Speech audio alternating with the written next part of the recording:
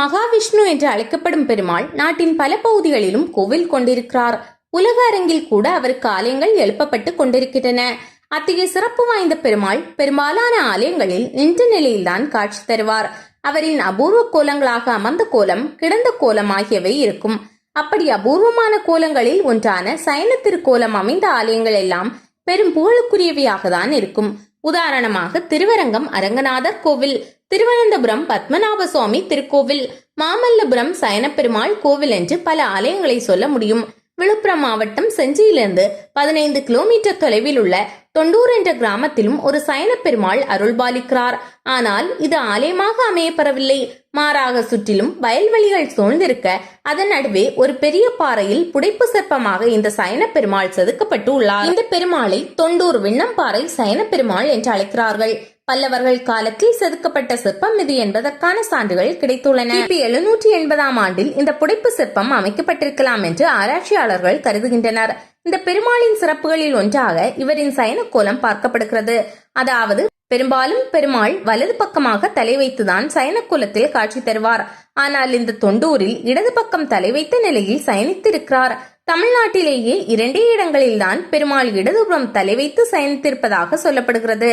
ஒன்று இந்த தொண்டூர் விண்ணம்பாறை சயன பெருமாள், மற்றொன்று காஞ்சிபுரத்தில் உள்ள சொன்ன வண்ணம் செய்த பெருமாள்.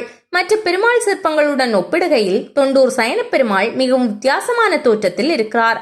இடதுபுறம் தலை வைத்து வலதுபுறம் கால் நீட்டி சயனித்திருப்பது ஒரு சிறப்பு என்றால், இந்த பெருமாளின் தலையில் இருக்கும் கிரீடமானது கம்போடியா நாட்டின் பாணியில் அமைக்கப்பட்டிருக்கிறது.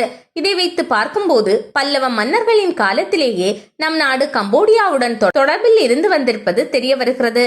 விண்ணம்பாறை சயன பெருமாளை தாங்கியிருக்கும் ஆதிசேஷன் 5 சுற்றுகளாக அமைந்து பெருமாளை தன் படுக்கையில் தாங்கியிருக்கிறார். 5 தலைகளை கொண்ட ஆதிசேஷன் மீது புன்முறுவலுடன் பெருமாள் சயனித்திருக்கிறார்.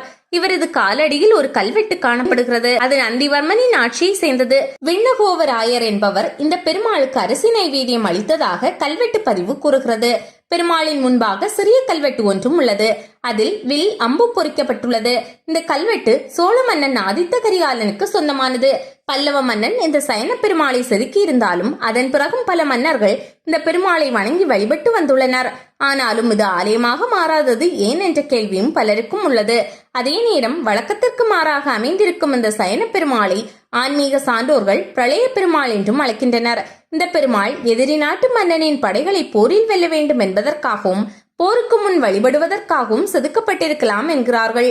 தொண்டூர் விண்ணம்பாறை சயன பெருமாள் செஞ்சியிலிருந்து சுமார் 15 கிலோமீட்டர் தூரத்திலும், விழுப்புரத்திலிருந்து சுமார் 57 கிலோமீட்டர் தொலைவிலும், திருக்கோவிலூரிலிருந்து சுமார் 70 கிலோமீட்டர் தொலைவிலும் உள்ளது.